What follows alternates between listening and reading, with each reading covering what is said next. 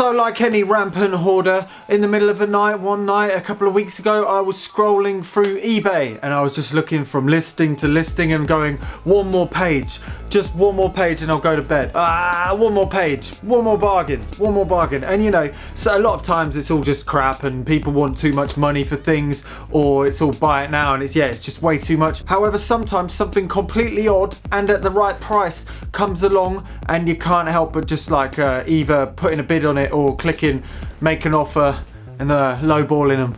And on this night I actually found something pretty strange that I'd never ever seen before. It's this, and no, it's not an oversized wallet that connects to your belt and puts your BlackBerry and your Leatherman in. No, quite the contrary. Inside here is probably one of the oddest music MIDI sequences from the 1990s. It's made by Roland.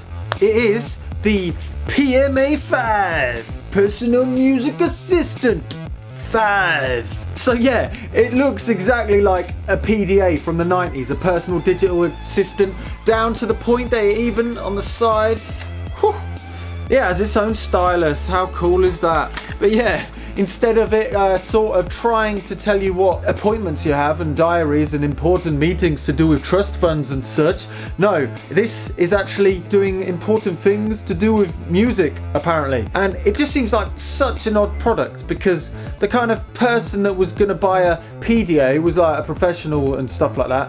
Maybe this was aimed at like those kind of musicians that like wearing suits. But yeah, it's pretty strange. So yeah, let's see what the Roland PMA-5 is really made of. On the back there's actually two screws that basically hold the actual machine inside this lovely leather case to prolong its lovely 90s loveliness. I mean, it just seems overkill. It's like dust covers nowadays. What is the point? On the side it's got start and stop, and I guess you plug that in to keep it in sync to things, and it's got a computer connection. It's got switches to select between MIDI, PC2, PC1 and Mac. No idea. Maybe I've got a couple of Macs. Maybe I'll try to hook it up and see what the heck happens. However, on the other side, so it's got MIDI in, MIDI out, it's got volume, so I guess there must actually be sounds inside here. I thought it was just a MIDI sequencer, but there might be something in this. Phone/line out, a DC 9V input and an on and off switch, and then on this side a lovely part for your wonderful stylus. Oh yeah. On the back there's a bit of information, not much. It's just boring FCC rules, and also where you put the batteries. So I think the next thing to do, I don't actually have any batteries lying around anymore. There just seem to be like not many uses for batteries anymore, so I had to actually go out and get some, and they ain't cheap, are they? Batteries are not cheap. Right, oh, it's on! I didn't even turn it on. Is there a contrast option? No. Okay, so Roland. Oh, it scared me for a sec. I thought it was broken. So it's very faint. As you can see, it's really quite a faint screen. Hopefully that doesn't affect our experience. Yeah, I haven't got a clue. Okay, so it just seems that like if I press, what happens when I press play? Play. No. Okay. Oh. Final demo. Oh! No way. No way!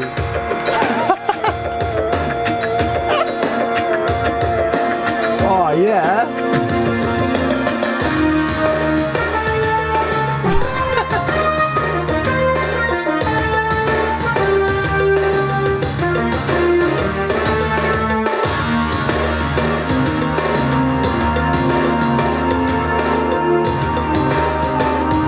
Good grief, I can't work out whether that's GoldenEye the film or GoldenEye the game. Either way, it is stuck in the 90s. So you've heard the sequence, the initial one. It's just obviously, it must be like just a MIDI instrument with a sequencer inside a PDA enclosure. So I'm going to go to sequence 20, which I don't think there is anything. This is confusing. I want glam rock.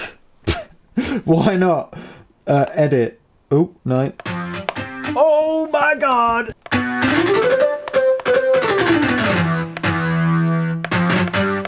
Oh, so I guess if I press record.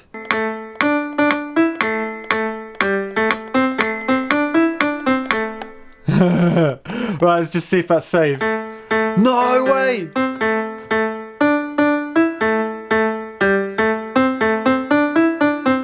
that I've actually put another video up on my other channel that's actually about this pretty funky module that's by SynthFox that you can actually play the sounds through your fingertips on an isolated touchpad. So yeah, there's a video on this over on my other channel right now. Anyway, back to this machine. Oh no, yeah. I thought I was going to be able to literally sit here, figure it out within an hour or so, and then like, show you a snazzy song made from it. But sadly, it's not looking that way. It's a lot more complicated than I was hoping. What I've found out so far is it's actually pretty cool. So I'll go to channel 1, I flick over to the instrument page. So this is the playing thing. There's even a keyboard that's quantized on the bottom. This is basically GarageBand in the 1990s. So I'm going to change the chat. You've got 128 instruments. But the other thing is, did you just see that? You can actually make it modulate. Okay, so it is the following day. And yes, I spent most of last night looking at the manual from back to front, and I can tell you now, it still doesn't make a massive amount of sense. However, there are a heck of a lot of functions in here. The definitions are ridiculous. The closest you can get is song. So they're a bit different song banks, and you have, I don't know how many, I guess you could go up and up and up. Oh, you got 20 different song banks. So we'll start at song 1, but then you click over to the style, and that is basically like the pattern bank. So a song is made of a bunch of different patterns. For some reason it's called style in here, and whatever. For instance, rock. Oh yeah.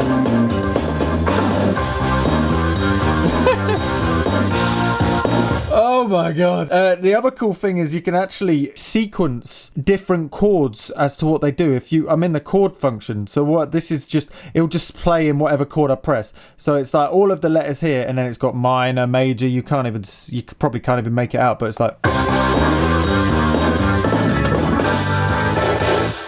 Oh no, it's the ending style. Oh no. This is just impossibly frustrating, I've got to say. Right, I'm just going to do it so it loops around. I'll do A, which I think is A part. Okay, so C, A minor, a major, what about G? Oh, you could totally take this to the pub and just do your dodgy karaoke with this. So I'm just going to go over to the start, back to the style, and I'm going to click to user. User? Come on, give me you. User. I remember I started one. I actually made my own style. I figured out how to name it as well. But this is. I can mute out the channels, so I'll just start with.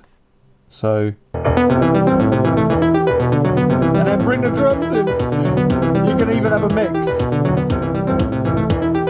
So I turn up the drums. Oh baby, I miss you, baby. Oh yeah, my baby. So yeah, as you can tell, you can make a hard-hitting jam. I don't think I'm going to get a whole song out of this. There may be a part 2 to this video. But what I'm going to show you is I'm going to make a new style, which is a new pattern. So I'm going to go down to this one, and I think it's empty. Yeah, it's completely empty. So I got to click on this button up here. Oh, it's so confusingly complicated. Where's the length? You change the length, step length. So I'm literally going to make it one length of 16, which means it's a 16-step pattern. I'm going to go to step. So if you see here, it's really faint. I must have got the faintest one on the market. So there's 16 steps. So I click on this one, and then I go. Oh no, I don't want a piano. I'm gonna make this one. Dun dun dun dun dun. And then you could change the octave.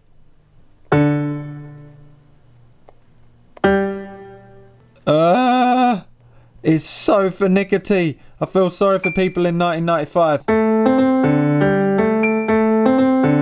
Oh yeah. Where's synth bass? Make it a cheesy one. Give me minus an octave, and I'll be like, enter, execute. If you know how to use this, and if it wasn't so damn frustrating, you could see that you could probably get away with making a pretty decent set of songs on this. And then let's go to the drum channel. Okay, drum channel. But there's another way of playing in the steps. You don't have to type in the steps, you can record in real time. Much like most sequencers, it's just amazing that this was around in 1995. And it's actually, apart from the awful user interface, it's actually probably just as usable as any other modern MIDI sequencer. It's got as many functions, so I'll press record. Right. Right.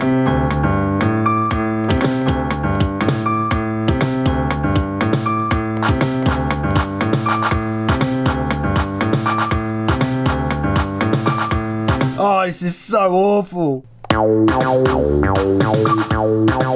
Oh yeah, I'm gonna delete these because actually I wonder if you could do this in, I just realised you could probably do it in real time. Look, look, look.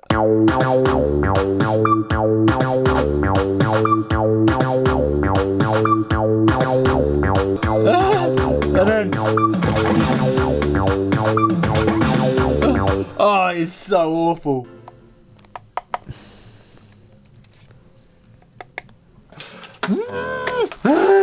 So, the Roland PMA-5. Well, what a frustrating thing. I can't figure out how to get it to play MIDI out. I might just be being completely stupid, so there most likely will be a part 2 of this machine. I don't know when. I feel I've been defeated this time. Like, you've seen some of the videos that I tried to make music on some old machines, and it's, you know, most of the time it has a relative amount of success. I've spent overall about 4 or 5 hours trying to understand the interface, and what can I say, it's very 1995 PDA indeed. Like I said, there's another video that's gone up on my other channel, Look Mum No Computer, but more serious-ish, about the SynthFox touchpad, and that also comes with some Patreon audio downloads. The next Patreon live stream will be happening at some point next week as well, because thank you very much to the Patreon supporters, because, you know, it kind of gives me an excuse to purchase something like this, to kind of figure out for all of us whether it's really that useful. I think I failed you today. I really think I failed you today. The next video is going to finally be the next installment of the Game Boy Mega Machine. I kind of got sidetracked by doing the Sega Mega Driver synthesizer, but now there is some time to get a fair bit of the filters done. And I've been Look Mum No Computer. Don't forget to subscribe. And apart from this, don't be scared to try it. Woo!